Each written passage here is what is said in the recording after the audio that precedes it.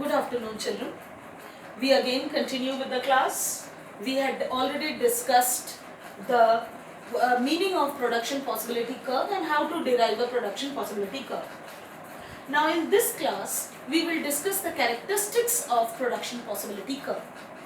Now what are those characteristics? What are those special features? This comes in the exam as a 3-mark question. Discuss the characteristics of production possibility curve. So if you just write these two, you will get 1 out of 3.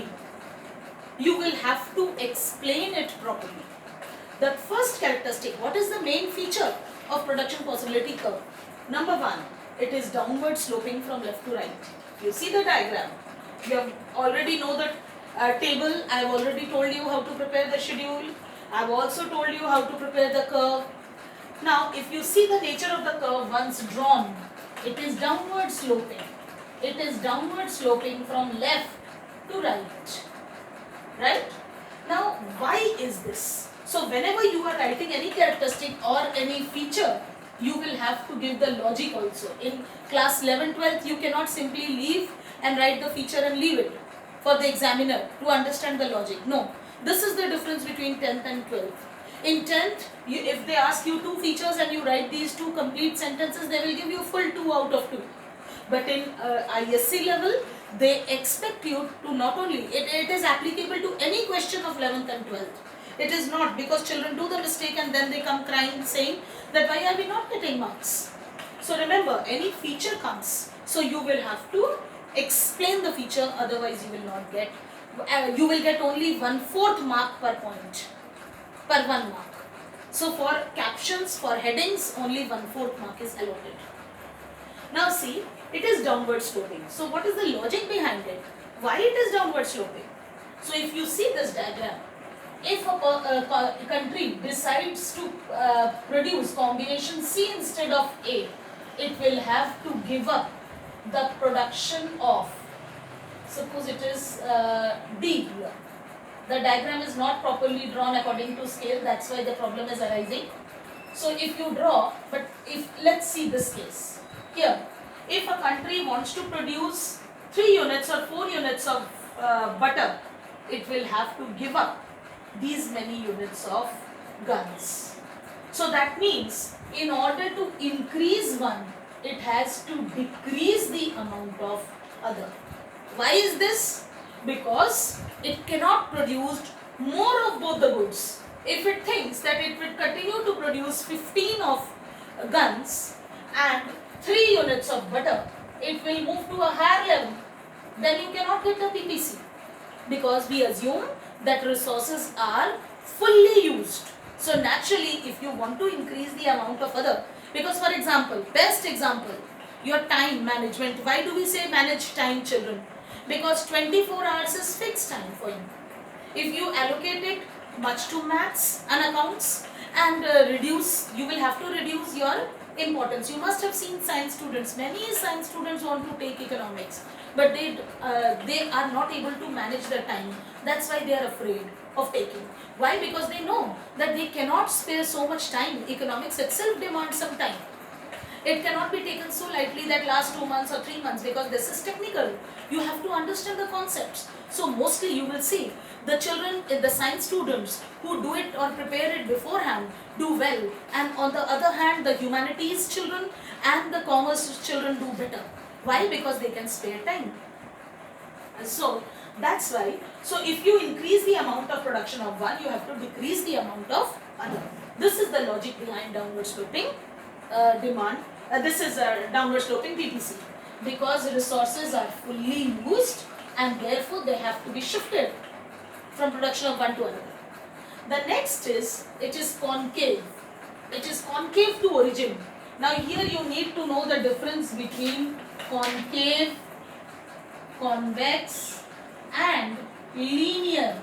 All are downward sloping curves. If you see, in economics they have different meaning. This indicates constant rate. Constant rate means for every additional unit there will be a fixed fall. Means you want to produce from 1 to 2.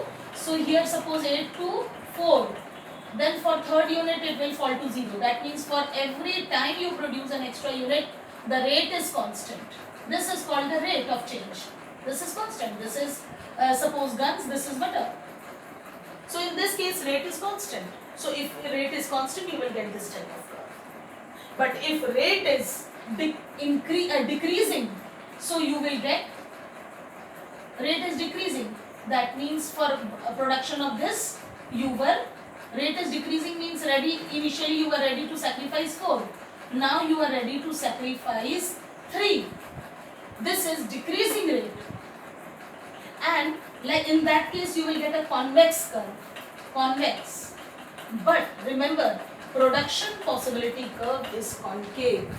Why is this? Because the rate of this substitution or rate of change is increasing. That means that's why you have written, if you see the table here, 15, here 14, this is 12, this is C, this is increasing rate. 4th unit 9, 3, 5th unit, I am deliberately using your book's example. See, this is the rate. And 6th unit you produce, or initially you started from 0. So this is as per your book. See here. Fine. The rate you are measuring from here. So it is showing increasing rate. That is why it is concave. So why it is concave? So you will write because of increasing opportunity cost. Now what is this opportunity cost? The cost of producing the next best alternative. That means the one thing that is given up. What is the cost of producing 1 unit of butter? 1 unit of guns that are sacrificed, maybe 1000 guns or whatever. This is in million, this is in thousands. So that means what is the your sacrifice of guns? 1 unit. Now in order to produce one more additional unit of butter, how many guns sacrificed? 2. So this is opportunity cost. That is, what is the next best alternative? How many units of next best alternative you are giving up in order to produce 1 unit of the commodity? So this is what you have to prepare in detail. 2 main characteristics of production possibility curve are, number 1, it is downward sloping. Number 2, it is concave to origin. Why it is downward sloping? Because the resources are fully used. So when they are, if we increase the production of one, we have to decrease the production of other. Secondly, it is concave to origin. Why it is concave? Because of increasing opportunity cost. That is why it goes on increasing. This is real economics. So those children, here you don't have to memorize word to word the theories. Here you have to understand. What you have to understand? That why it is concave? Because of increasing opportunity cost. Is this clear, children? Now, we will discuss how this PPC can be used as a tool to explain economic problems.